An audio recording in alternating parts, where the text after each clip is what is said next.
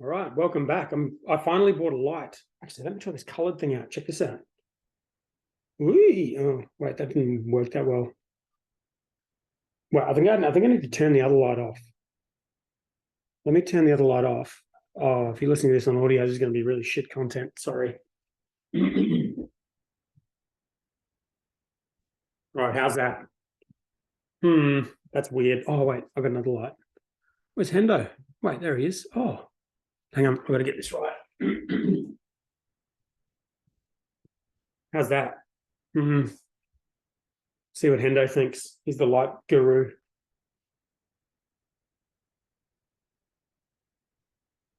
It's coming on. Hendo. I fucked up. Oh no. What'd you do? Up. Oh, you want to hear about my fuck up? Yeah, what have you done? So I found this out in the middle of a fucking coaching session this afternoon, right? So ARBA judging coming up. All right. Got invited to judge, when booked flights down and that sort of thing. And what I've done in pre-COVID was I would fly down and I'd just stay down for judging and good beer week for 2 weeks. Yeah. And that'd be like, something I'd do. But now that I teach, I have to fly back, teach, and then fly back down.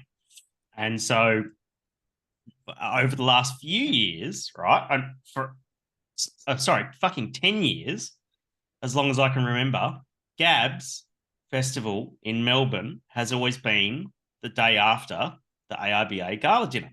Yeah, correct. Not this year. Not this year. Not this year. Nope. Oh. And guess who's fucking booked 2 weeks of flights and accommodation on the wrong dates after buying tickets? Did you just realize that just then? This afternoon. Oh my God. I just went and bought fucking tickets to Gab's Melbourne season pass. And I was talking to one of my clients this afternoon, and we're talking about going to the ARBA gala dinner and that sort of thing. And my client said, "Oh yeah, it's like it's on the 21st." I'm like, "Fucking what? It's not the 26th, the 28th." Wait, like, so it's the week before? The week before. Oh no. Right. So the thing is, I'm gonna be in Melbourne anyways, right? Well, no, actually, no, I'm not gonna be in fucking Melbourne because my flight has me flying back on the Thursday straight after ARBA judging. So I've booked accommodation from the Thursday till the Sunday. Oh no. Following week from the 25th to the 28th. Then I've got flights from the 20 from the 14th until the 18th or something like that. So at the moment, I don't even have any flights and accommodation to be in Melbourne. Fucking Gats, which I bought season ticket to. Oh God. There you go. Welcome to Hendo World. Oh no. What are you going to do? Are you going to just get a refund and not go? Let's ask the 12. Oh God. Okay. Because I can change flights and Airbnbs and all that sort of stuff. I really want to go to Gabs. I like Gabs. Yeah, for sure. Are they doing it in Queensland this year? Yeah, I think so. But it's later in the year, isn't it? Let's have a look. What a fucking fuck up. You got a beer? I did that. Yes, I'm actually non-alcohol this evening because I haven't been feeling very well. Oh. So I've got the tropical lager correlation. Oh yeah. Sponsored? Well, it was when it was originally sent to me, I think. It was, so yeah. I don't normally buy non-alc beers. No, so there's a lot of I'm pretty sure Coop sent this to me. I think I got a silver medal in the Queensland Awards. Oh, that's pretty good. Yeah. I've got this. Oh fuck. X-Ray Haze. X-Ray Haze from a brewery you might have heard of called Black Hops. Never heard of them. I haven't tried this yet. It only came out today. Any good? It smells fucking good. It's bloody thick. Have a look at that. Tell you what I'm going to do. I'm going to do a self. Bloody hell, that's muddy as hell. It's thick. It's like 7.5% or something. I'm going to do a selfie. Oh, wow. You on the screen. Oh, that's great. Can't even see me. How's my lighting? I'll turn my light on. There we go. Okay, let's do it again. I can turn my light up again. How's my lighting, Hendo? Yeah, it looks like you've got some sort of professional lighting there. I've got an influencer What have you kit. got? Check this out. And then Holy moly. Look at this. Whoop. Whoa. Whoa. Alien mode. Sick. It's called an influencer light. Well, now you're an influencer, I suppose. Oh, look at that one. That one's good. Multicolor. That's doing nothing for your skin tone. No, I think it has like a strobe one. I'm probably going to have You would have some sort. Oh, that's sick. Look at this one. Has it got white or has it got sepia or both? Sick. It looks great. Yeah. But that's not for light in your face, though. No, white. There we go. That's white. Brisbane, June 10 for Gabs in Brisbane. Yeah, that looks pretty good. All right. That's not bad. Not bad at all. This is good. Well done. Why is it over to your right, though? Where should it be? Like right in front of you, so I can light your face. There is actually a reason for that. The reason is that it's powered by USB, and if you've got a modern Mac, they don't have USB ports, so you need dongles, and I only have one dongle. That's why I wouldn't buy an Apple. So this is plugged into the wall, right? Which is and it's not long enough. Because I got home and I thought I've just bought this thing and I can't actually use it, and I was pretty pissed off. But then I just thought I'd just plug it into the wall and it works perfectly fine. So. Well, but the Apple always make you buy the fucking dongle, don't they? They sure do. It's weird, but Apples are the best. How they make money. There's that. Anything happening with the scooter? No, I've been drinking piss at that was a huge weekend last weekend. Oh yeah, that's right. How was Juicy Festival. It was amazing. Was it? It's so good. You got to go. It's so good. I had a ball. Met up with Matty Wolf, one of the 12, at Finn McCool's, and we fucking smashed 2 pints of Guinness before we went no. At 10 o'clock or 11 o'clock in the morning or something like that. And then went in there and I loved it. I thought it was great. There was like, as usual, when you take transactions out of the equation, the atmosphere is so much better. There's no queues. I think the longest queue that I queued up in was at the Lager Lounge, and it was maybe 5 minutes tops. Nice. But then as soon as we got our beer, there was no queue. We were like the back of the queue sort of thing. So there's beers other than just hazies there, isn't there? Yeah. In fact, I didn't really have any hazies. Yeah, right. Okay. I'm sure they were there, but I didn't have any. But the thing is, right, is that I actually really enjoyed it because I actually started drinking like a really diverse range of beers. Like just because like I realized that, hey, I'm not committing to a whole pot or a pint or something like that. It's like 150 mils. So go have that bloody 9% triple IPA or whatever, and I drank a couple of sours, and those who know me know that I don't drink a lot of sours, but I rocked up to the Rocky Ridge stand and saw Mel there, and she gave me a glass of rock candy, which is their like tastes like fucking fruit cup cordial. Nice. It was amazing. And didn't have the Grodzitsky there? No, they didn't have the Grods there. They only had 2. Each brewery only had 2 beers at a time. And then they swap them out for 2 more. They swap them halfway through. Yeah. So, had some really good beers. Had a good couple of good Hop Nation beers. The Rocky Ridge beers were good. I got to try Moonlight and Pretzels, the working title one from their first Gabs. Oh, nice. And then it was really good. Really, really good. And then we got let out of there at like 4 o'clock in the afternoon. And then it just went downhill after that. I didn't hear anything you just said. It went downhill after that. Oh no. Okay. We went to the Empire, and then we went to Valley Hops, and then we met up with some people at Valley Hops, and then we went that's the rooftop brewery. Yeah, have you been to that? I have not been. No, I've walked past. Looks cool. Oh, it's sick. Yeah, it's good. Yeah. The beers are excellent. Josh is gun brewer. Nice. And the beers are really good. And just think about the logistics of having a brewery 5 floors up. Crazy. How do you think you get all your malt and stuff up there and all your spent grain out? Crane. It's like there is a crane. Yeah. It's mad. Nice. And so, yeah, it was really good. But a good day was had by all.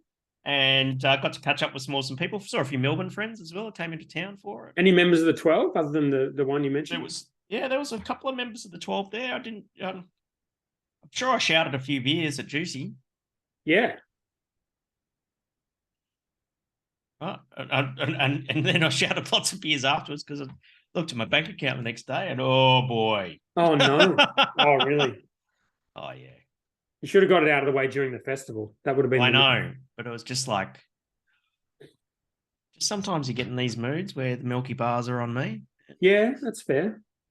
Well, when you're the rock star, you got to act like a rock star, don't you? That's right. That's right. All right, we've got a few updates before we get into. What do you got? So, first one is, I can show you. Check this out. Go away. Boss and the Brewer on Spotify, right? Latest episode. Play. That's us.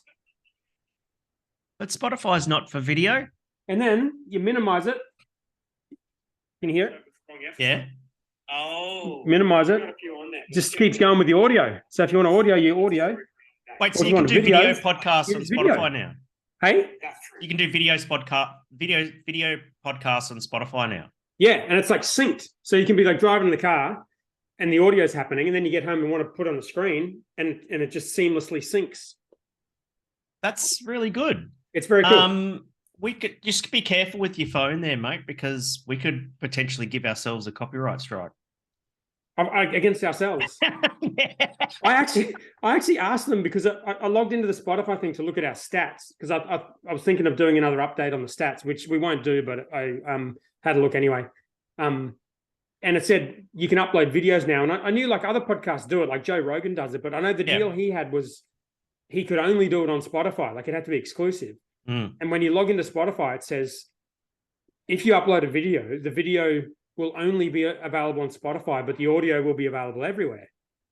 And I got in the live chat and I was like, what does this mean? Because we've got videos elsewhere. Like you can't go on YouTube and take it down. Like, does it have to be exclusive? I don't understand. And they just couldn't give me an answer. They basically just said, it's fine. Just put the video up. So I put it up. If you're Joe Rogan, it's got to be exclusive to Spotify. No, but it specifically said that when you upload it, it said the video will only be available on Spotify. Ah, piss off. Which is weird. But anyway, so it's an extra step. But if people... Well, Spotify can always pay... Spotify can pay us $100 million and 100%. happy to go exclusive. They could probably pay $12, to be honest. Oh, my God. So, yeah. Anyway. We have bugger all listeners on Spotify. But anyway, if you're on there, you've got video now as well. So I'll upload to Spotify every week. Give myself an extra job to do. And try not to get banned. Trying to get banned by copywriting our own copyrighted content. Yeah. I also have a dead wrong on myself. Bloody oath, you have a dead wrong. Like literally the day after. I'm dead. Do you want to give me the dead wrong? You can give it to me. I deserve it. The dead wrong is you said that all of the barrels in the Felons barrel hall were fake and they were never going to release a barrel aged beer. I did. Hang on. I didn't say it like that. I asked you the question. I went in there. I noticed they were all spray painted. I asked for a barrel aged beer. They didn't have a single one. This is about a year after they opened. So I posed the question, was there actually any beer in these barrels? Mm-hmm. Turns out there is. It's a shitload of beer. 20,000 litres apparently. That's right. And now they're in bottles. Well, they're starting to bring them out and put them into bottles. So, it's very exciting. It is exciting, and it's apologies on my part. I'm dead wronged on that one. Well, I'm going there for a field trip Monday week. So are you? Yeah. That's fun. Yeah. It's going to be pretty rad. And I'm in Brisbane tomorrow, actually. Maybe I could pop in and have some barrel aged. They sounded bloody good. They're gonna turn you around and send you back out the door, mate. Probably. Calling them out for having fake barrels. I'll sneak in. Last time I went there, I got a free beer, so that was nice. But I don't know if it will be next time. Oh dear. Wasn't barrel aged, but that's okay. I'll take the L on that one. All right. Quick one on the F1 because we missed this last week. Yes.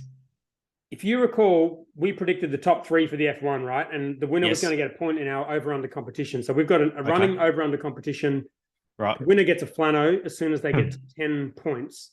Right. And we're sitting at, what are we sitting at? We're sitting at 5 for Hendo and 4 for Dan. Yep.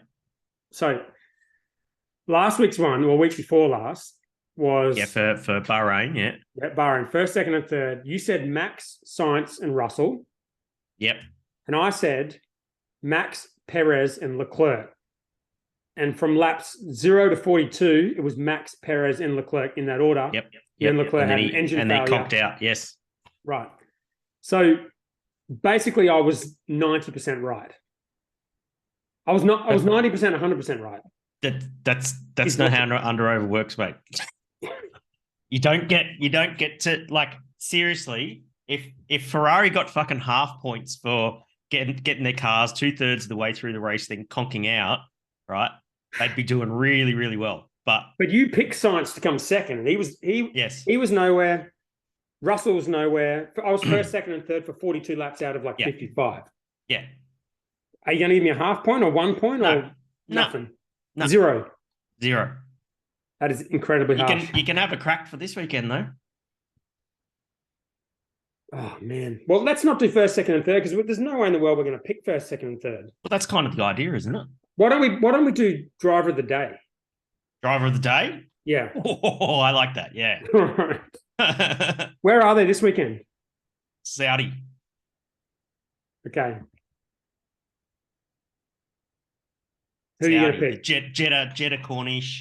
Well, it's a very interesting circuit, and they've changed a few of the corners to make them more visible and visible so they can see around the corner and that sort of thing. Driver of the day. It's not going to rain, so it won't be a Hamilton because it's Saudi Arabia. It never rains in Saudi Arabia. I'm going to throw I'm going to throw a Gasly out there. Wow. Okay. Well, he was almost driver of the day last week. He went from last to 8th or something. That's right. Interesting. Okay. I'm gonna go Alonso because the guy's just an absolute weapon. That was my second pick. But it probably will be Max. I just don't want to pick Max. He's gonna win by a mile again. Yes. And unless someone does something freakish, it'll be him. Yes. Or he crashes or something like that. But he just doesn't do that, does he? Ever? He's crashed in Saudi. Okay. And went in the qualifying last year. Oh, yeah. All right. On the last corner there. And he ruined his qualifying. Okay. All right. That could be a call. Let's see. Let's see what happens. All right. Sounds good. So I thought with so I've also got, let me have a look at this. As you know, I've put out this survey. So we talked about this the other day. I'm considering working on a project helping breweries create SOPs via an app. Yes. And I put a survey together. I sent it around. Also, I put in a few Facebook groups and whatnot on Tuesday, I think it was. Yeah. And it asked a bunch of questions about how breweries handle SOPs. Yep. I haven't looked at the responses. Are you going to share any of the data or? Well, yes, next week. But I haven't looked at it. So I'm closing it on Friday. So I deliberately haven't looked at any of the results yet. However, since I haven't looked at them, we can guess what the results will be, and we can do an over and under, and we'll announce the results next week. What do you think? Oh, okay. Rightio. So, okay. So I see what this table is here that you've got. Yes. The line is something, and then over and under. Rightio. Exactly. So I thought this is like a lot of questions, but if we go through them all, it'll just be 1 point at the end of whoever's got the most points, and that counts one. Okay, that'll work. Yep. Fair. And the first question I do know the answer to. A sub under over. What's that? A sub under over. It's an under over competition where cumulative points get you an under over point in the main competition. Exactly. Yeah, it's a meta under over. Meta under over. Okay. So the first question I do know the answer to, but I won't tell you. Actually, I can tell you at the end of this exercise if you want. Okay. So we're going to do this one for practice? No, You've this already one counts. you've already written a number in there though. Exactly. So my target was to get 60 responses to the survey, keeping in mind that, it's not a long survey, but people are fucking busy. Like, it's hard to get people to fill in the survey. So my target is to get 60. So that's the line. You have to tell me if by Friday it's going to be over 60 or under 60. You said you already knew the answer. I do know the answer, but I'll just go with the opposite of what you say. This is a free. It's a free shot. It's a free shot. Yeah. Okay. I reckon. I reckon you're going to go over it. Okay. I'll put over, and then I by default am under. Yep. All right.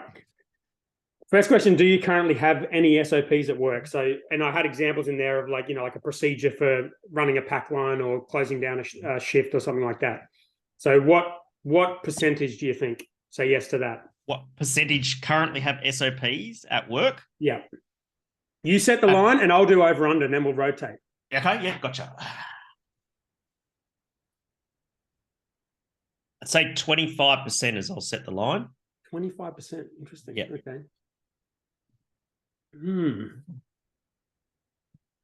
Yeah, I think I'll go over. I'll go over. Rightio. All right. I'm happy with that because I would say under 25% would have SOPs. Okay. All right.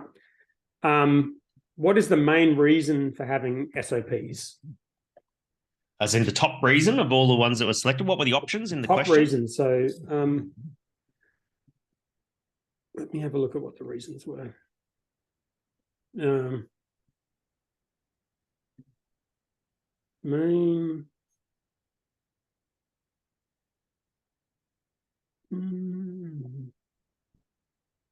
Oh, here we go. So keeping things consistent, keeping the team skilled, safety/compliance, ability to report on who knows what, reducing knowledge drain when staff turn over. I would say safety. Okay. I'm in agreement with you. However, that was your term. So if you're right, you're right. All right. Main challenge of implementing SOPs. Right. What are the options? Options were take too long to create, content going out of date, getting people to create them, getting people to complete them, getting brewers to use computers, no good phone options, getting the content needed. Sorry, you go. This is my guess, this one. So Yeah, I'm going to guess.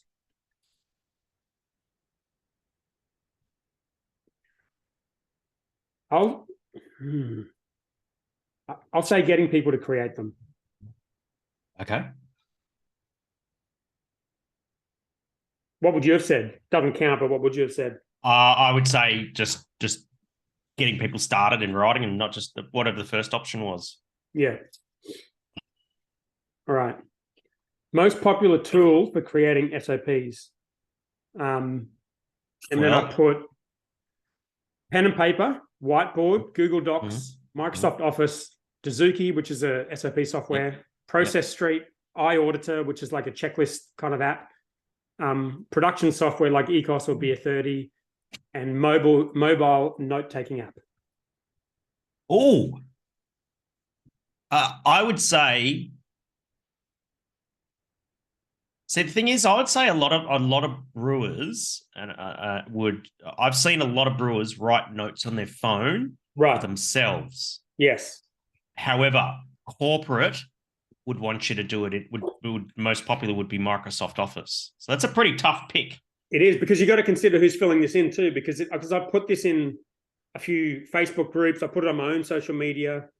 I don't have a list of breweries or anything, so it's a little bit random who's filled it in, but I would say most of them are probably small. Like I put in our group, it's probably mostly small breweries. Yeah. I would think. Which groups have you put in? Have you put in craft beer professionals?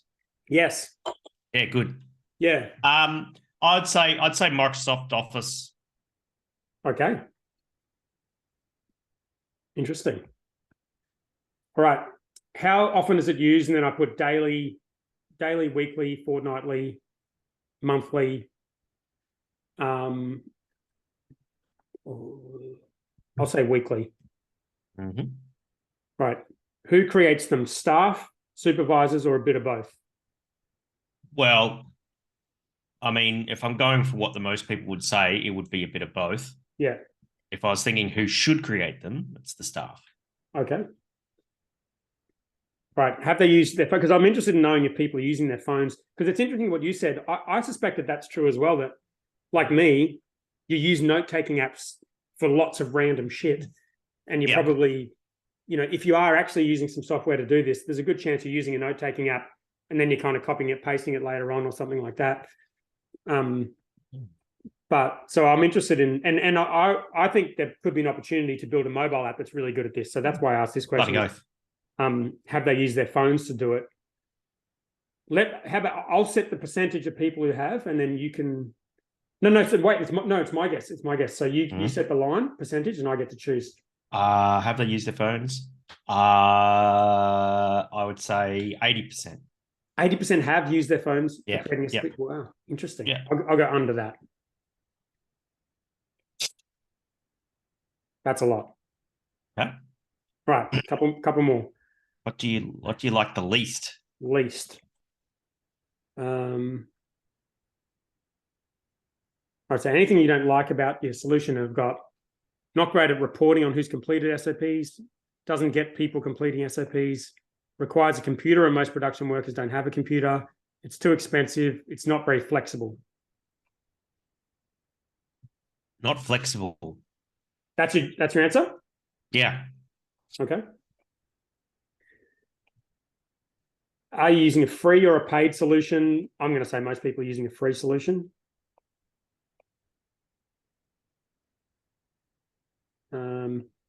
And then I asked, which is probably a question you should never ask because the data is going to be cooked. But I asked, will you pay for an app if I build it? Mm-hmm. Now I've got to set the line on this. Mm-hmm. I would say percentage saying yes would be, I'd set the line at 5%. Right.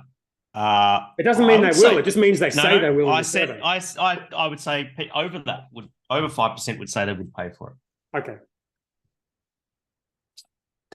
All right. Well, let's see what happens next week. Let's see. Have you filled it in? The survey? Yeah. Yeah, of course. Okay. Awesome. Yeah. I think it's a fucking great idea. It's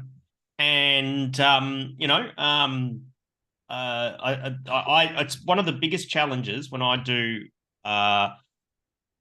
one-on-one coaching with clients is say you need SOPs. You need SOPs for quality and for safety and for all those things to know that who's trained up to be able to do what.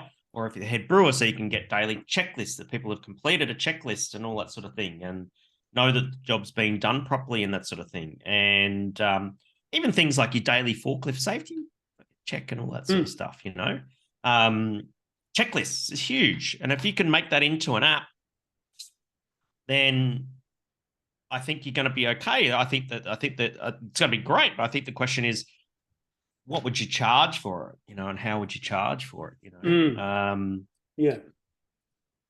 You'd have to make it really accessible because I've seen what the Dozuki thing, which is it's impressive. It's also very expensive. So, Yeah, I think we were paying $1,000 a month for Dozuki. That's mad. Yeah. That's mad. And if you think, I guess the thing is, you've got to come up with that sort of sweet spot is that this thing done properly wouldn't just be for breweries. No. It's for all places and that sort of thing that have like checklists and SOPs and stuff like that. And so if you make it really super accessible, like really accessible, something like, $5 a user per month or something dumb like that, people would just go, well, yeah, that just makes sense. But I think where the value add would be is, and maybe a elevated tier that you might do. I'm talking about this on here because it's like, it's so funny. someone's going to hear the idea and rip it off. Anyway, you can edit it out. Oh, it's fine. No, I'm not worried about that. But if you had an elevated tier where there was some, because people would often like if for $5 a month per user per month or something like that, people would just go and buy it, but then they wouldn't use it. Well, that's what I'm concerned about. Yeah, you want people who are paying to be the ones who are definitely using it and getting value from it.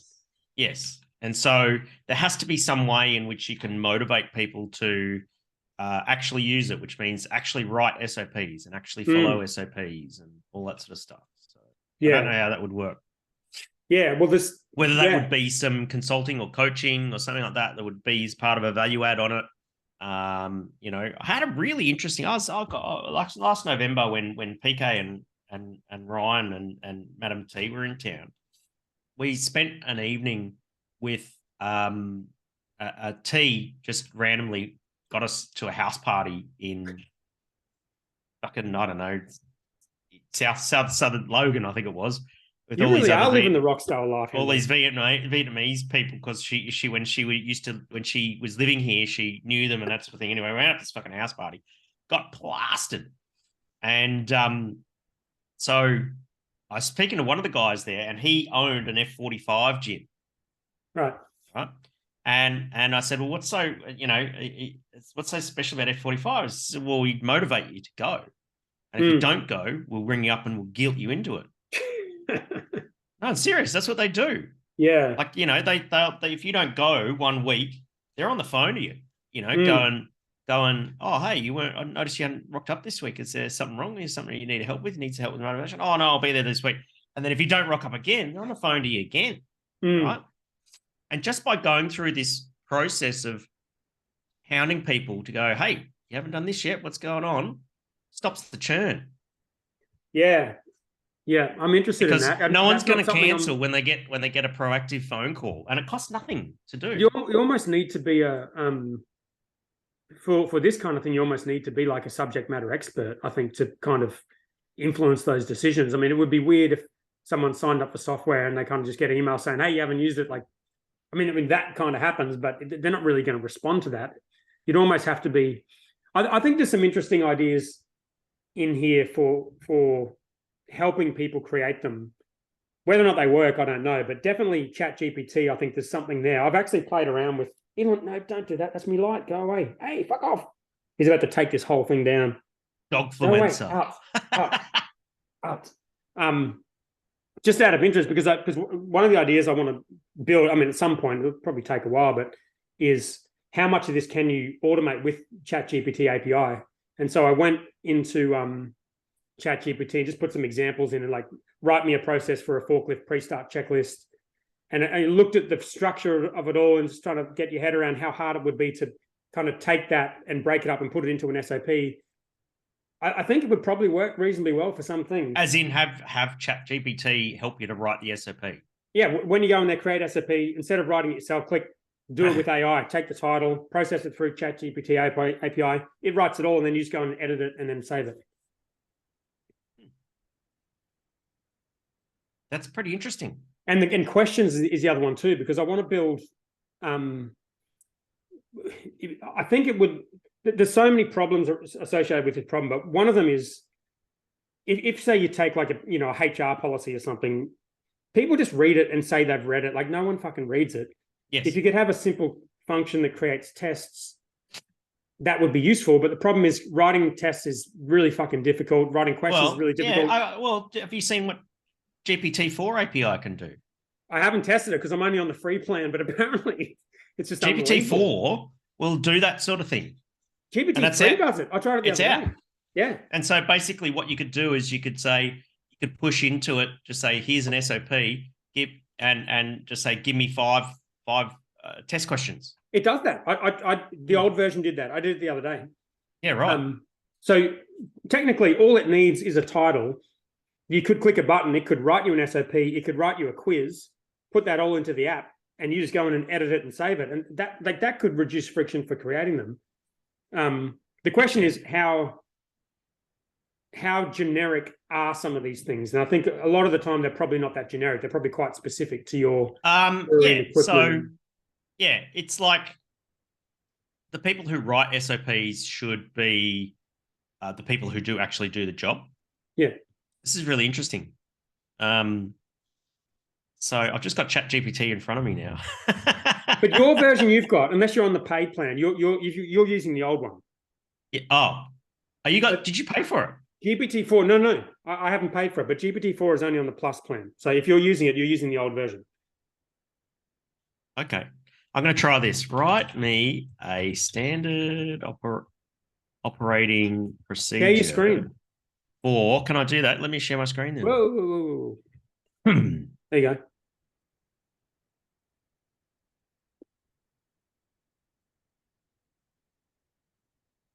You see that? There we go. For clean in place of a brewery fermentation vessel. Won't know. You might be surprised. Jesus fuck me. CRP pump. Oh, preparatory cleaning solution. Fill the pump. Rinse cycle, yes. Recirc, yes. Drain, yes. Rinse, yes. Pretty fucking good. Sanitize. Circulate sanitizer, yes. Drain. Use a test kit, yes. Final rinse. Oh, I wouldn't final rinse my bloody sanitizer. Inspect the vessel. No, I'd probably get my ATP meter out. Record keeping. Oh, fuck, who does that? Yeah. See, that's a good example, though. See, that's a fair. That gets you 80% of the way there. That's the thing. So if you could press a button, that all comes up and have a and really. If you could go and it goes and pops it in, and the app has steps, and then you can just delete steps that you don't need or shift them around and all that sort of stuff. Exactly. And then you can just customize the step and then go add photo or add video. Yeah, and if there's less creating, like if there's less typing, you're way more likely to just do the entire thing on your phone, I think. Write me a quiz on the above SOP with 5 questions. I said quiz with 2 Z's. Is it going to know? It'll figure it out. What is the purpose? With the questions, it kind of had some obvious answers and some really obviously untrue answers. It's writing multiple choice. This thing's got its TAE, mate. Yeah. See, this is a bit of a problem with the quiz because even humans fuck this up, but it puts in responses that just make no sense. Yeah. But the questions are pretty good. You kind of got to do that though. Well, no, you shouldn't. If you're good at writing tests, you wouldn't do that, but most people aren't. Well, the minutes, that one's pretty good. It's pretty fucking good, eh? It's pretty amazing. Yeah. And it's giving the answers. Yeah. That's cool. So and it's always in that format. So you could pull that in, you could create the entire thing. I'm blown away by that. ChatGPT just continues to blow me away with the stuff that it can do.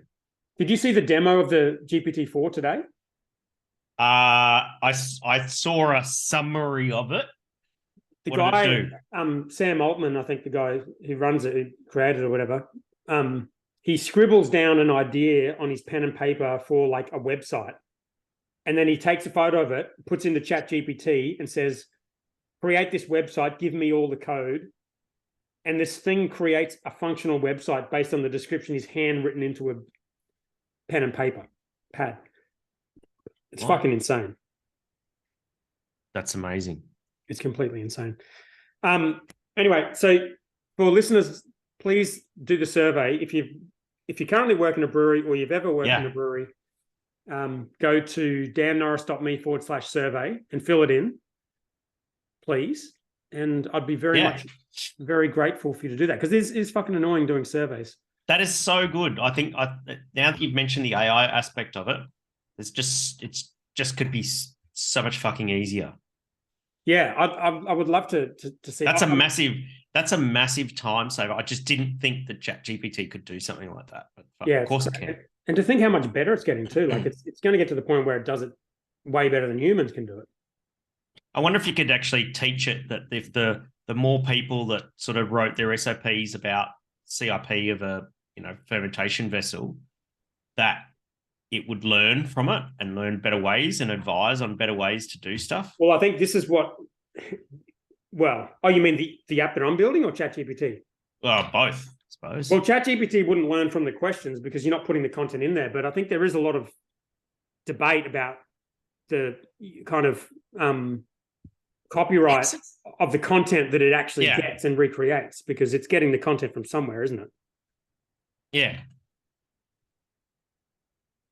Oh, this is amazing. Okay, so dannorris.me/survey to fill in the survey. Please do that, or just bossmanbrewer.com. I'll put it in the show notes. But I can answer your first question, Hendo, because I know how many people have filled this in already. Okay. And the first question on the over/under, I'm about to fill in the results in the Word document. Are you looking at it? Yeah. I'll win. Hendo wins. Yay. All right. I've got but the rest we have to do next week. Rest you have to do next week. I've got 142 responses already. Shit. Pretty good, hey? That's impressive. That's impressive. Yeah.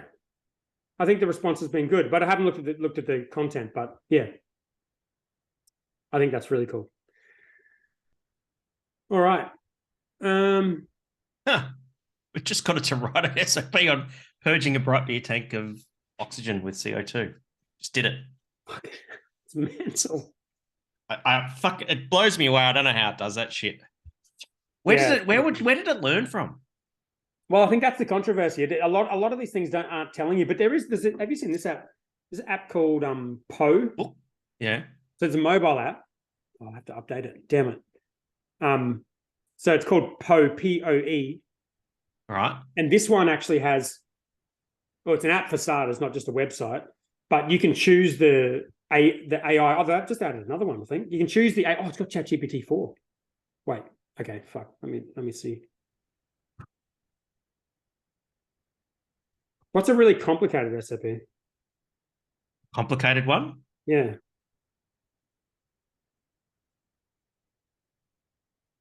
I'll just say running a canning line.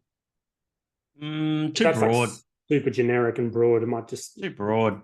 What about write an SOP look at this shit. Look at this thing. Look at this, Hendo. What's it doing? It's got purpose, heading. It's got a purpose statement, scope, responsibilities, equipment and materials. Yep, safety. It's fucking still going. Procedure. Holy shit. What's its thing? Wow. Seam inspection, seam micrometer, fill inspection, level inspection. Make adjustments to the filler.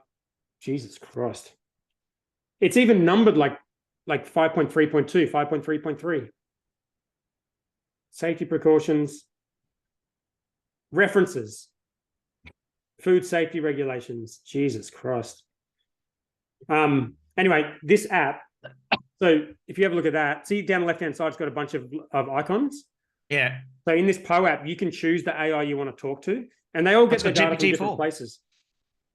So they've got Sage, ChatGPT. They've got this one called Claude, which gets its data from Quora, the website. Yep.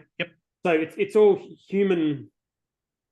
I suppose it's all human responses, but they've got a partnership with Quora where they just use all of their data. Yeah.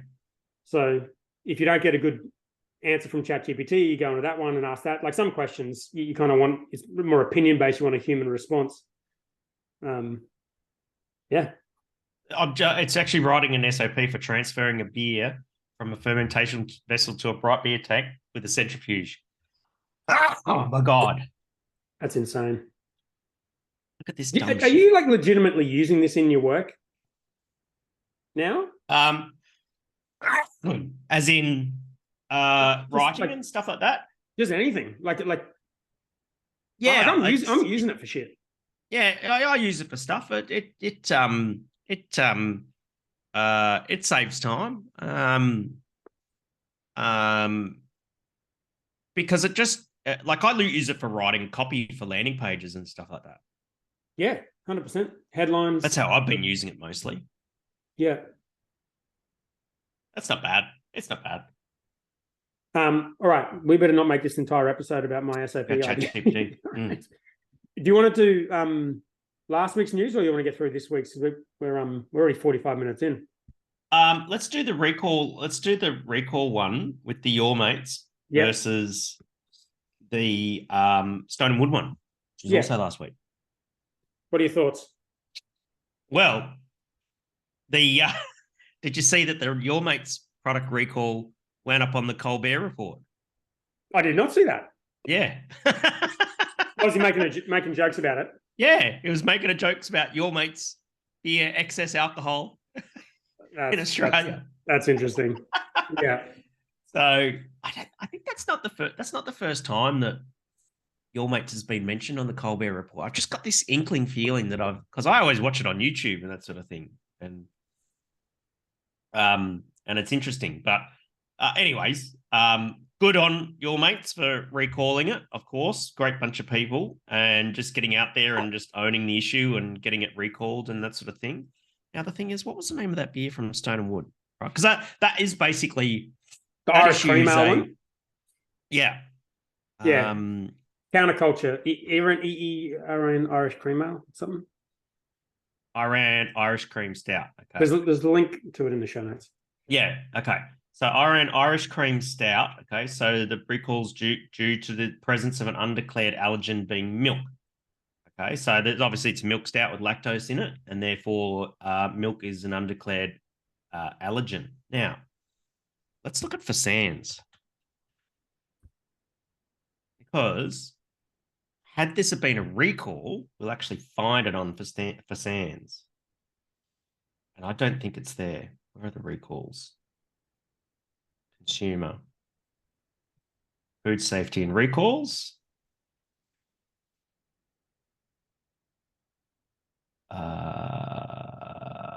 Food recalls. Where's the list of bloody recalls?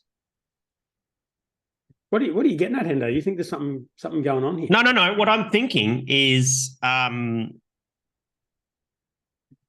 I don't think this is a recall. I think it's a pullback. Why would they call? Here it is. No, it's on there. Counterculture, Iran Irish cream stout. Oh yes. Oh yeah. No, you're right. Yeah. Yep. No, it's a recall. There you go. Undeclared allergen. Okay, there you go. No, I think that was interesting. Okay, so all right. So this is a recall because of an undeclared allergen, that being milk. What about every other fucking milk stout out there? Right. Yeah. Right. Because had it have just been a pullback, that means that it wouldn't have been on the Felons website. But Stone and Wood rightly have gone to Felons and declared it, as you're supposed to do. Well, they did more than that. They put it out on social media and spread it. Well, that's everywhere. That's what you're supposed to do, anyways. Your mates, Yeah. Anyone who does a recall properly does that, right? But the fact that it's on Felons means that it wasn't voluntary. It was a recall, not a pullback. So there's two types of recall that a brewery can do. You've got a recall where there's a danger to public health and safety, right? And that's either chemical, physical, allergen, microbiological, right? All those sorts of things are the reasons why you would cause a potential risk to the public health and safety, and you would need to compulsorily recall that product from the market, right? But let's say you've got a beer that's gone oxidized and gone brown, right? So your latest batch of hazy IPA. Well, you can also recall that off the market, but that's not a public health and safety issue. It's we don't think this beer is good enough to sell, and that's called a pullback, right? As opposed to a recall. Now, pullbacks don't get published on Felons. No. Right? So with this milk stout thing, right, being recalled due to an undeclared allergen, that tells me that milk or lactose needs to be declared on labels. Well, I mean, I know we always did. If we ever put lactose in a beer, we'd always put contains lactose on it. But the bigger question is, well, not the bigger question, but the question that came to my mind was that, like, isn't it really fucking obvious that it contains lactose because it's a cream stout? You can't assume that. You can't assume that. Can't assume that. Well, I mean, it seems legit then. I mean, they should have put contains lactose on there. Yeah. Yeah. But how many milk stouts you see? How many oat cream IPAs you seen out there? Well, they should be putting it on there, I think. Yeah, fuck yeah. Yeah. Yeah. Contains lactose or contains milk. But I think you do get to a kind of size where the risk is a little bit different. To, if it's 100%. Yeah. 100%. I mean, like, fuck, I'd be gutted if I was bloody the crew at Stone and Wood, because there just would have been that moment where I just went, oh, we didn't say, fuck. Oh, it would suck so much. And also, like, what is the actual logistics of making this happen? Because like 99% of people are not going to give a fuck. And yeah, like if it's in the shelves, are they going to force they're going to get it all back, right? But if it's in someone's home, people just if it's been recalled, you're not allowed to sell it. Yeah. Yeah. I mean, isn't that just insane? Yeah. I think probably to sort of speculate a little bit, probably the mothership Old Lion has probably gone, yeah, nah, you can't do that. We're gonna have to recall that, I would say. Because how much lactose does Lion generally put in their beers? What about oat cream 4X Gold?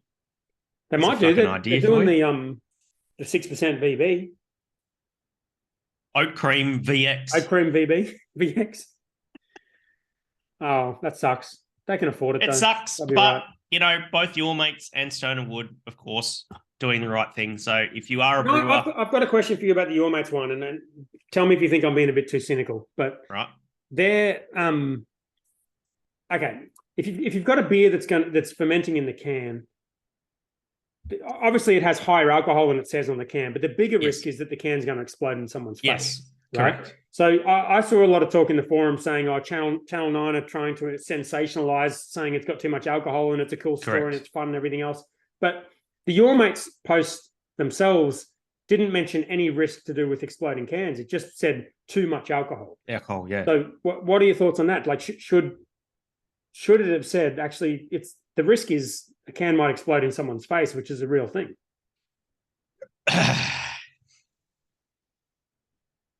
It's a good question. I suppose if you find yourself in that situation and you're trying to, not make the situation look as bad as what it could be, you might choose to focus on one symptom of the issue as opposed to another.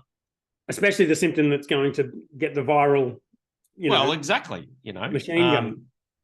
But the thing is, right, is that if you put any alcoholic beverage on for Sands or the Queensland Health Facebook page, right, which thousands of people see, I've seen lots of breweries. One brewery in particular had a ginger beer product, and which got recalled, and there was a picture of the can, and there was like 3,000 comments, not fucking likes, fucking comments, going, "This looks amazing. Where can I buy it?"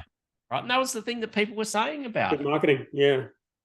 So if you are a brewer and you find yourself in a situation where you're facing a recall, you've had the situation present itself and it's being discussed internally, just fucking recall it, mate, because there's so many. It's as bad as you think it might be. It actually is a positive. Well, right? Yeah, unless you're ballistic. Done wasn't properly. A positive for them. Well, purely because of the number. Well, financially for them, not so much. Yes, no. You're right. I mean, some of these things would be unbelievably financially damaging to a company. Yeah. Well, I suppose with alcoholic beverages, we don't really have pathogens in it. It's not going to make people sick. The worst thing that I could think that would happen to an alcoholic beverage would be that you accidentally got some cleaning chemical in the product. Oh yeah. Or a bottle exploded and risked hurting someone. But the cans and the bottles are designed to sort of minimize the risk, of that. Cans are designed to be able to blow out the bottom of the can into an odd shape. They can take a fuckload of pressure. They can take a shitload of pressure, and they're designed that way. And they're designed so that well before it's going to explode that it looks like it's going to explode and still has strength in it. Yeah. And so the thing is that, we don't have that problem with alcoholic beverages. We don't have we can't go. There's like you think about it, right? Like salmonella, right?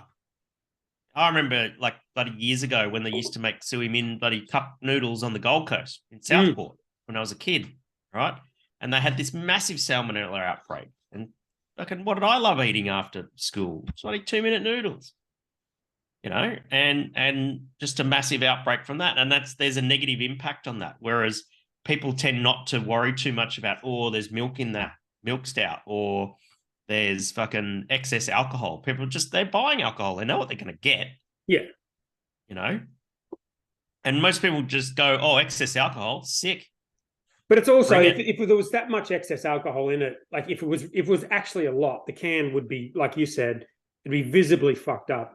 Yes. We're not talking about a huge amount of alcohol. If it's that much, the can will be fucking popping out seams and shit. Yeah, or it could be heading in that direction. It's a thing. What's a very simple calculation, man, for re-fermentation and alcohol. So one Plato of and also the potential for a can to explode. Yeah. So one Plato of gravity shift, which is about 4 specific gravity points, equals 0.5 gram per liter of CO2 and 0.5% ABV.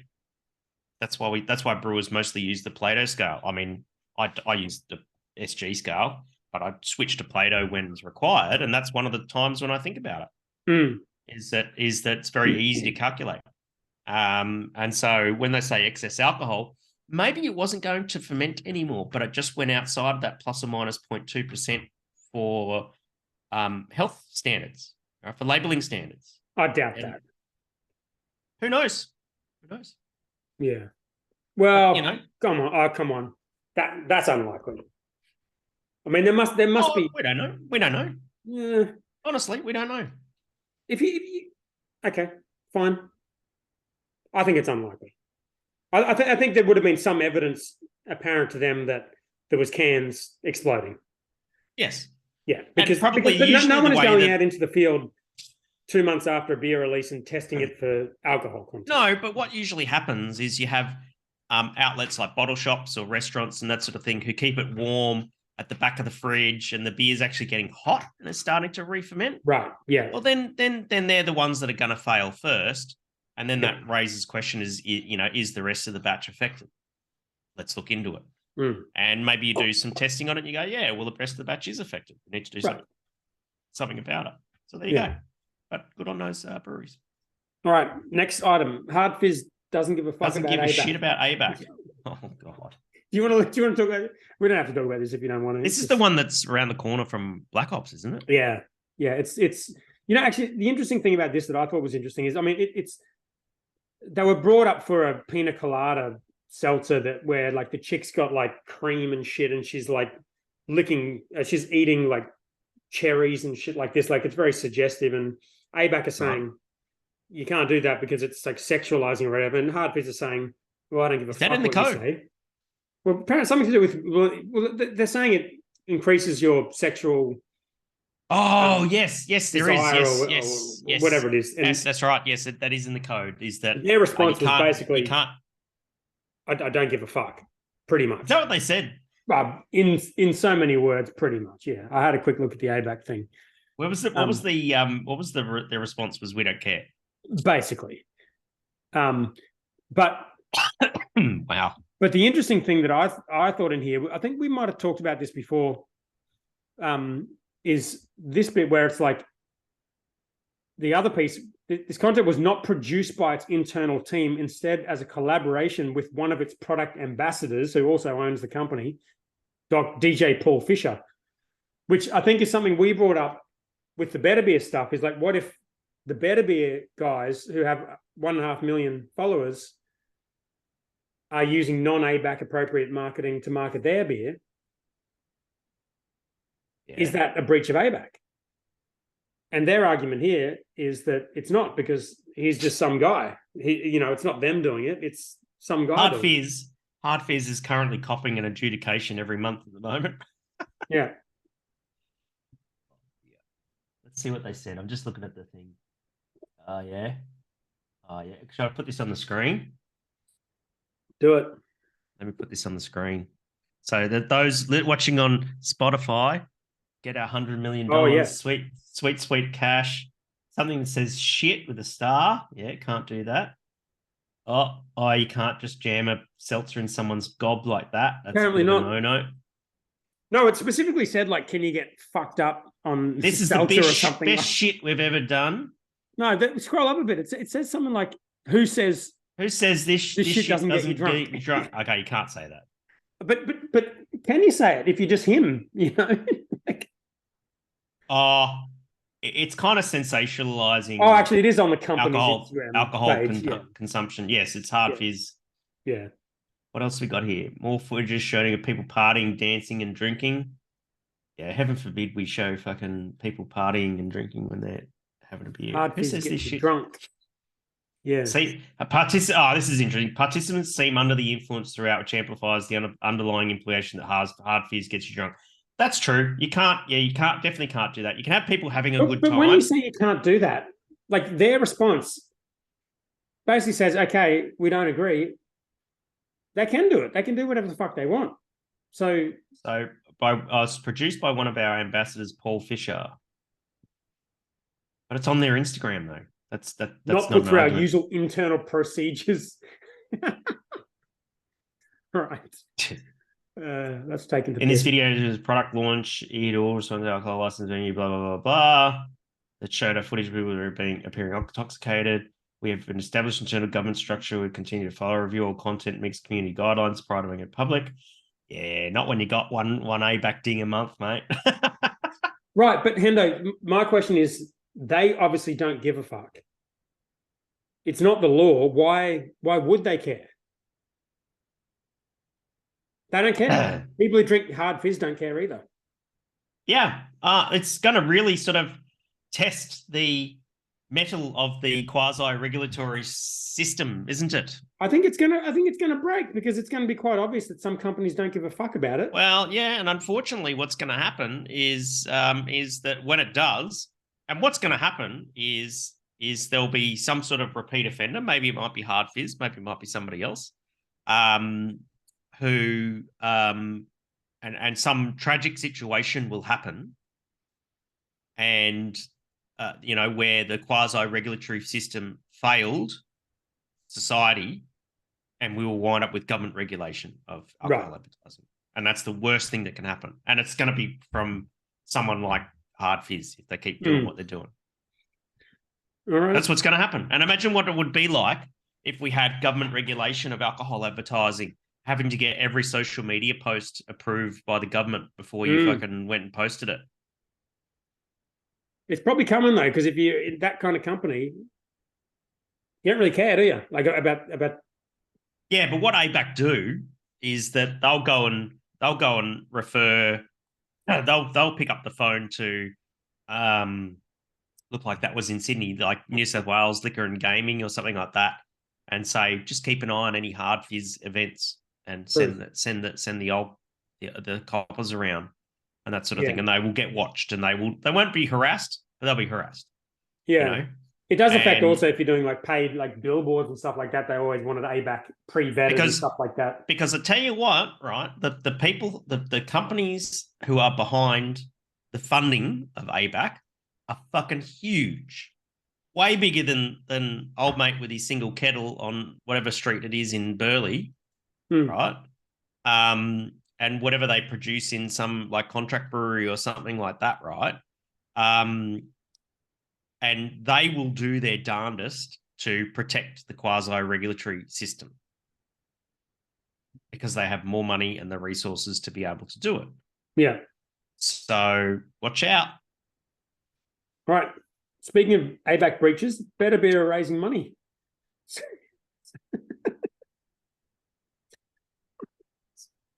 Got a segue, Hendo. So perhaps Mighty Crafters don't have any money. I don't know. Here's my prediction, okay? This is probably going to get us in trouble. My prediction is Mighty Craft are going to become a bit of a thorn in the side of BatB.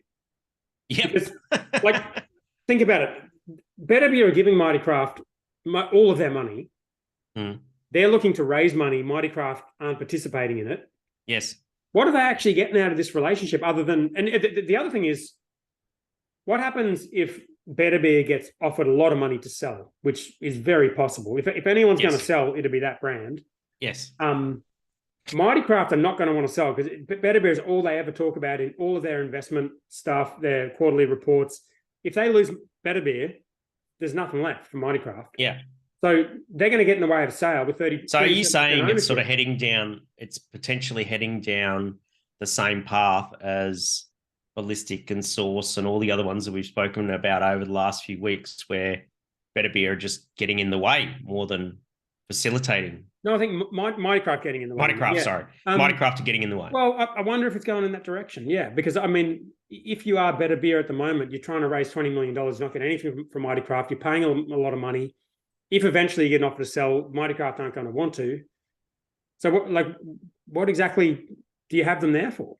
We should get Nick on the show. All right, let's do it. Yeah, we talk on Instagram. So he put a good post in our group the other day. He's one of the 12. Yeah, he's great. Yeah. I thought that was very, very good of him when he put that post in. Yeah. When he was what did he ask about? Was feedback about the product, I think it was. And that was pretty brave of Nick to go and do that. And look, fuck. Well, maybe we should just get we haven't had him on the show. Have we had him on the show? No, we haven't. No, but he always slides into our DMs every time we say anything. He slides into my DMs on Instagram. Something to me this week. Is he on your Facebook or Instagram? Instagram, yeah. Instagram, yeah. Pretty active. Yeah. Oh, look, I value his opinion, you know. Yeah, they're fucking crushing it. I think it's awesome. And they'll probably raise, I mean, $20 million is a fair bit of fucking cash, isn't it? Yeah. They'll probably smash that. But that's all going to go, I think from what I read, it's all going to go into marketing and that sort of thing, and that's fine. I thought it was interesting in the content. It sort of said that they didn't want to use the inspired unemployed guys as much in their content. Yeah. That was interesting. Oh, I've actually got more. Well, when you become like an international brand, if you're going to launch in the UK, perhaps people don't understand the inspired unemployed over in the UK. You think so? They got 1.5 million followers. I think they probably do. And if they don't, then why would they? I don't think the average chav would understand the inspired unemployed of like. Why would they launch the beer there? What's the point of difference? Don't know. Ask Nick. We'll ask Nick, I think. Yeah. He'll send us a message saying, "Yeah, I'd love to come on the show." Should we reach out to him or wait for him to reach out to us? I take back everything I said, Nick. I'm sorry.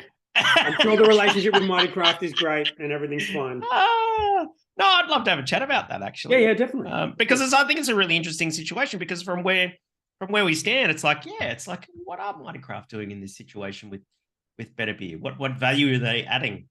Because the other thing is, what if the BatB brand decides that they would just be better off distributing this? I mean, they sell the vast majority of it to one place, don't they? Like, what if they just decide they'd be better off distributing it themselves, selling it themselves, and they don't need Mighty Craft? Can they even do that? And if they can, is that going to just get to the point where Mighty Craft just have literally zero to do with it? And also all of these overseas brewed under license deals, right? That's the New Zealand deal was with which big brewery was that? One of the big Heineken? Kiwi. No. What are they going to do with Heineken? DB, I think it was, or something like that. Anyway, one of the big Kiwi mega breweries. And Heineken was, I think it's the UK. So what's Heineken got to do with it? Well, they'll do the brew under. Why can't I see you anymore? I just see a big D on the screen. Oh wow! Say that again, Hendo. All I can see is your big D. This is like the podcast isn't even happening. It's just your normal Wednesday night. He's put the ring light away, and he's got his D out. All right, that's the way. So yeah, Heineken in the UK. Let's talk to Nick. He's probably got some good insights into that. Mm-hmm. All right. Good luck to them. I'd invested that some spare money. They're fucking crushing it. Yeah. All right. Last story. We should have talked about this before, but ballistic. Let's talk about ballistic before we get to the 12 questions. Oh, look, yeah. So basically, the go is that the deed of company administration, the docker, got up and shout out to Chris. What a bloody legend! Oh yes, yes. He reached out to us after the podcast and said, "Oh, look, if there's any creditors who don't understand the situation, what's going on, it sounds like that administrator's not doing a great job because they're supposed to work in the interest of the creditors." He passed on his details and said, get him to reach out. And so that was amazing. So I passed his details on to a few people and who sort of felt a bit confused about it. And what a bloody gem. Yeah, he was great. And that episode was super good. I got good feedback from that, and he seemed like a really good guy. So I think that was great. We got him on. Yeah, that was really good, mate. Really good. One of the interesting things for me was because I didn't really know anything about this, but the fact that because we wondered beforehand, why the fuck would the ATO ever agree to this? Because it's a terrible idea and sends a bad message. Turns out they didn't agree to it, but because the majority of creditors did agree to it, yes, the administrator decides and the ATO don't have a choice, which blows my fucking mind. That's right. Yeah. But what? Like, I'm not close to this, and I know you're a little bit closer than I am. So don't say anything if you don't want to say anything. But why? Yeah. Why would creditors say yes to 10 cents on the dollar? Why would they say yes? I don't know the answer to that, mate. Don't know the answer to that. But maybe taking Chris's what he said was that, you know, he said that just because there's a docker doesn't mean that that's the end of it. You can come to an informal arrangement. But this sounds super dicey. Like if you're saying they're telling the ATO they're not going to get their money, yet they're having informal arrangements with other people saying, "Don't worry, we'll pay you later." That's super. Yeah, dicey. Just vote for the docker. No, not at all. Not at all. But it's an informal arrangement. It's unenforceable. No way. I think right? This is not VA advice. And I think if something like that was to happen, Chris made very clear that sort of thing can happen. He fucking dodgy if that's what's happening. Yeah, he came out and said it. He did say that, yeah. And so there would obviously be conversations there to say, look, you know, if we vote for the docker, we'll find a way to make it up to you. So, but if that was true, and we're fucking speculating here, so let's just be careful. But if that was true in a hypothetical situation, this is just the easiest way in the world to get out of an ATO debt. Possibly. Depends on how the numbers stack up. Both in the number of creditors and the amount of money owed. But you're talking about, like, they would have I don't know how many creditors, but hundreds. Some of them are owed $50, and you're talking about millions to the ATO. Yeah. Like, if you're a brewer, you got fuckloads of ATO debt. Why wouldn't you just do exactly what you just described? Like, that's And it would take some pretty particular circumstances to wind up in a situation like Ballistic. Yeah, but the right number of the right number of creditors by head count, and the right amount of money in proportion of the amount owed to the ATO versus the total debt and that sort of thing. It's just worked out that way, mate. It's insane, isn't it? Yeah, it wouldn't be. What happened with Ballistic may not have been an option had things have played out slightly differently. Yeah. It's going to be super interesting because I think, it's going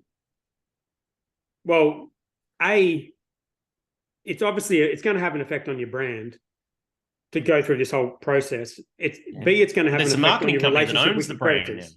What's that? There's a marketing company that owns the brand now. Watch them change it. Well, yeah, but you wouldn't buy it if you want to change it. Yeah, you would. Yeah, you buy a Ballistic brand. Remember, like Chris said, 6 months from now, no one's going to care. No, I don't know. No one's going to care. I don't know if that's true. You don't think Predators going to care? Predators, yeah, maybe. Right, but punters don't know. And there's punters that create the revenue, mate. Right. Yeah. No, I think people will care. But it's really interesting. I think that I think the thing is that for the most part, and it's not a happy ending for anybody involved in this, right? But for the most part, the thing that I'm confident in is that the staff have been looked after. Most of the staff have been looked after in some way. Like, some have been terminated. This is not a catch-all. Some staff have been terminated. some staff have stood down without pay. There's questions hanging over as to whether that was legal. But I think that the thing that I'm quite heartened about is that there's always a way in a shitty situation like VA that the law is set up to protect staff first, right? And so this is not the last we'll hear of the ballistic bloody VA or anything like that, but we'll see what happens. Well, the other thing that's happened is, you've got a company that was started for the most part by, genuine industry, independent people who weren't massively wealthy, having a crack at starting a brewery. It's been taken over by a company that's backed by extremely rich people. And now that is, it's part of their machine now, and we've kind of lost that aspect of the business. So that's happened too.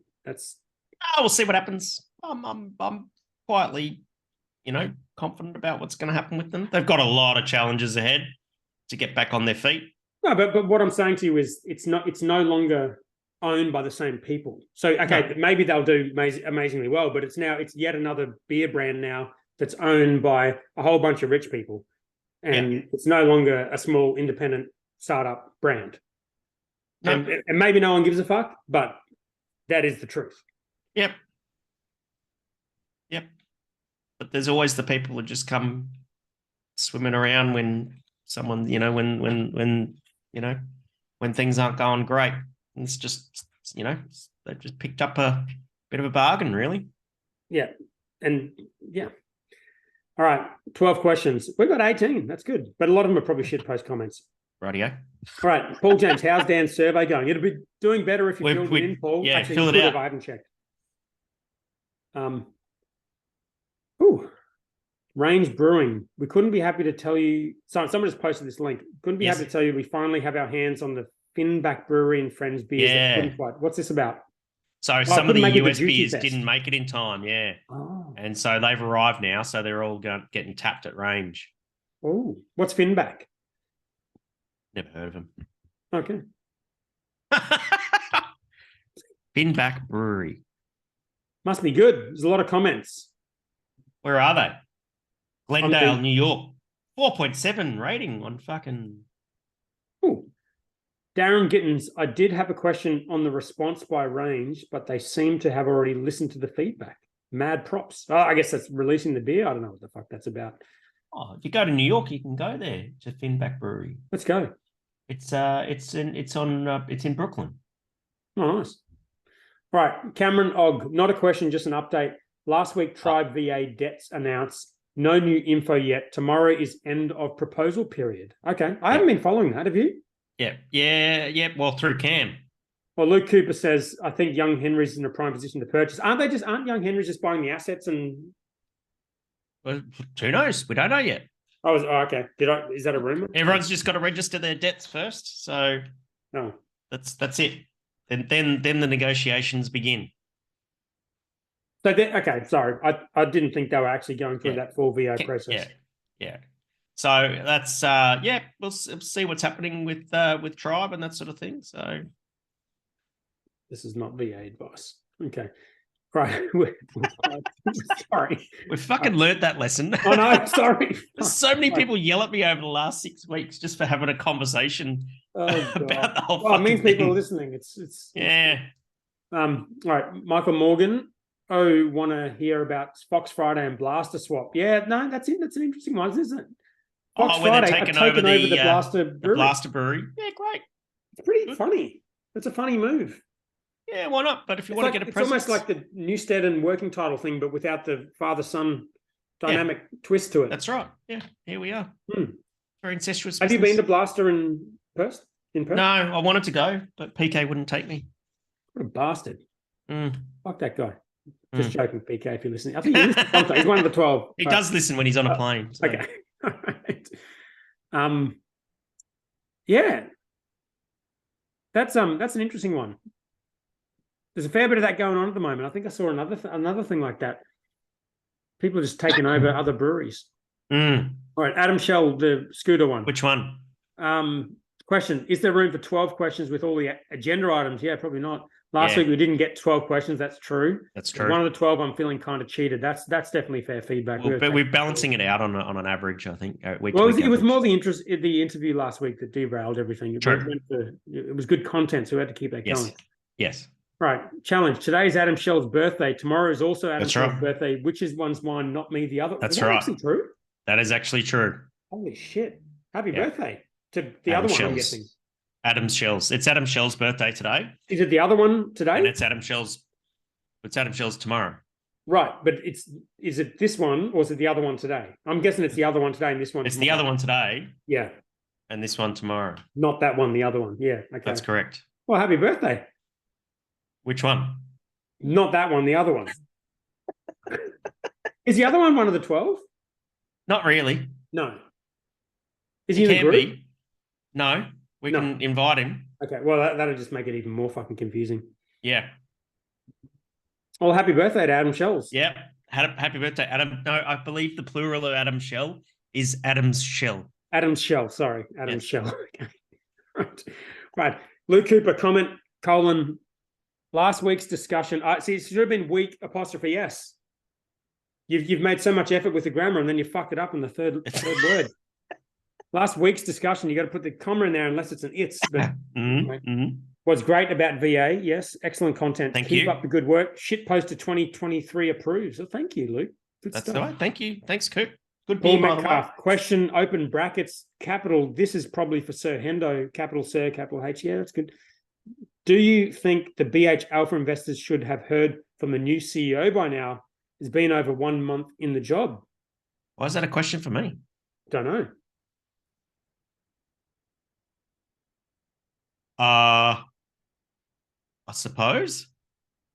Yeah. I don't really know much about what's happening at Black Ops. Funnily enough, neither do I. other than this beer is pretty fucking good. Very good. Yeah. Yes. Why? I don't know. But it seems like business has still got the brand new beer there, and the social media is sort of changing a bit. Something's happening, and I'm sure you will in the near future. Yeah. Oh, good answer. As you know, we read these questions off. I haven't read them beforehand, so yeah. All right, Louis G. I was asking me a question about Black Ops. It's like, so this is a Wendy's. Yeah, I know. Why is it? I mean, yeah, I think so. Yes, they probably should. They probably will soon, I imagine. Yeah. But yeah, it's a fucking hard job. There's a lot of shit coming at you in that job. I know that much. All right, Louis G. Question: Who apostrophe S? There you go. It's going to win in Saudi Arabia. Very fast circuit. Does Ferrari stand a chance? Fucking Max is going to win. I mean, Max is going to win. Yeah. Yes, because they've got the fastest car. Yeah, Cameron Mogg, right now, realistic, it's a Red Bull clean sweep for 23 races. See, that's the only interesting thing. I think there's like a good chance Red Bull win like every single fucking race this year. Yeah, and all of the 2022 changes that were supposed to make the racing closer is all for naught. Yeah, that's a good point. But we'll see. But I think what we will see is we'll see Aston Martin come up into contention, and Mercedes had fucked it. I think Lewis was very pissed off about. Did you see Russell's comment after the race? No. What did he say? Russell was like, "Max is going to win every single race this year." Yeah. The car's so fast. Car's too fast. Yeah. All right. Oh, here we go. Stephen Keegle, first one of the barrels. Land at last. That's the fucking Felons, is it? Oh, is he drinking one? Oak fermented French Saison, conditioned in French oak white wine barrels. There we go. Nice. I got dead wrong. I took the L on that one. That's for sure. All right, mate. That's it. Good work. Love your work. I'm going to upload this video tomorrow because it's next week. I'm in Alice Springs. Hey? Next week I'm in Alice Springs. Are you going back there? Yeah. Oh, nice. We're going to do it again with the house burning down behind you, or too hard? We could do something dumb like that if you like. Okay. Sounds good. The steaks were good. You never All right, know. mate. You're lucky in a big city. See you next week. Looking forward to it. See you, mate.